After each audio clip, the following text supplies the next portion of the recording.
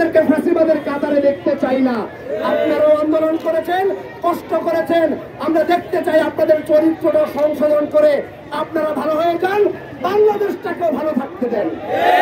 যদি সেইভাবে সুন্দরভাবে থাকতে পারেন তাহলে আগামীর বাংলাদেশ মালয়েশিয়ার চাইতে একটি সুন্দর দুর্নীতিমুক্ত বাংলাদেশ হবে, যদি আপনারা আপনাদের নেতৃবৃন্দকে সৎ রাখতে পারেন।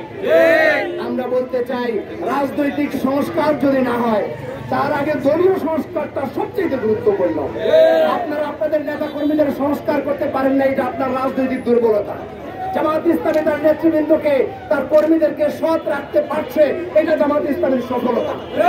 আপনারা সেই সফলতাকে মেনে নিতে পারেন না। চাঁদাবাজি বন্ধ হতে হবে, এটি কোনো জরুরি বিষয় না। নির্বাচন হতে হবে লেভেল প্লেইং ফিল্ড নিশ্চিত করার মধ্য দিয়ে, যেখানে আমার মা বোনরা জামাত ইসলামের জন্য ভোট চাইতে যাবে সেখানে কেউ তাদের দিকে চোখ তুলে তাকাবে না।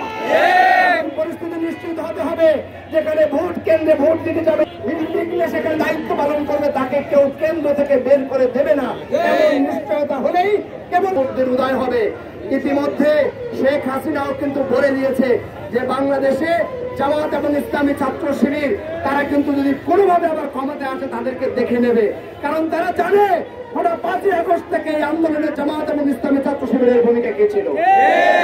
আপনারা যতই জামাত এবং ইসলামী ছাত্র শিবিরকে আপনারা চাপিয়ে রাখার চেষ্টা করেন না কেন, বাংলাদেশের মানুষ ইতিমধ্যেই জেনে গেছে যে আগামী দিনের বাংলাদেশ জামাত ইসলামের কাছে নিরাপদ। আমরা একটি সুখী সমৃদ্ধ বাংলাদেশ আগামী দিনে এই জাতিকে উপহার দেব, এটি আমরা ওয়াদাবদ্ধ। আমাদের আমিরে জামাত ইতিমধ্যে প্রতিশ্রুতি দিয়েছেন।